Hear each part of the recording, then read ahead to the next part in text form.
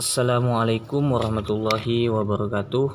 Saya atas nama Baur Rahman, saya di sini akan menjelaskan tentang motivasi. Yang pertama, yang A, pengertian motivasi dan motif. Kata motivasi berasal dari bahasa Latin yaitu movere yang berarti bergerak. Yang dimaksud sebagai bergerak untuk maju. Motivasi dalam konteks organisasi dijelaskan Hasibuan 1991 sampai 1083 sebagai suatu keahlian dalam mengarahkan pegawai dan organisasi agar mau bekerja secara berhasil sehingga tercapai keinginan para pegawai sekaligus tercapainya suatu tujuan organisasi. Dalam pengertian ini, dampak peran memimpin yang memberikan dorongan kepada bawahan agar mau bekerja dengan sukses dengan menerapkan teknik-teknik motivasi yang efektif bagaimana dikatakan Polly.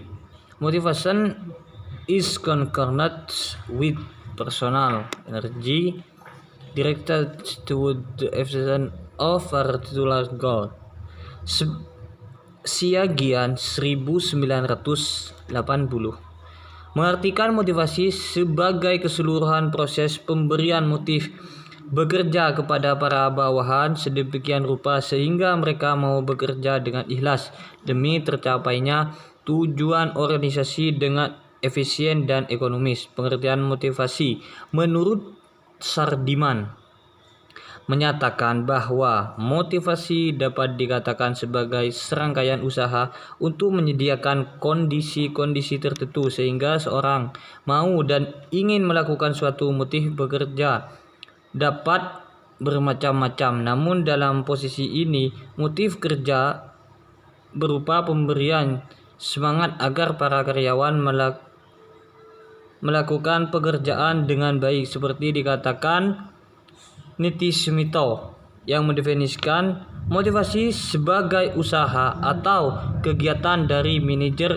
untuk dapat meningkatkan semangat dan gairah kerja para bawahannya. Yang B, tujuan motivasi. Tujuan motivasi diberikan kepada upaya memelihara semangat kerja karyawan agar pekerjaan dapat dilaksanakan dengan optimal. Motivasi ditujukan sebagai upaya mendorong dan merangsang pegawai untuk melakukan kegiatan atau tugasnya dengan rasa kesadaran. Sebagai upaya motivasi, pemimpin dapat melakukan kegiatan untuk meningkatkan kegairahan, disiplin, kesejahteraan, prestasi, moral kerja, tanggung jawab terhadap tugas-tugasnya, produktivitas, dan efisiensi pegawai. Yang C, prinsip-prinsip motivasi. Yang A, prinsip kompetisi.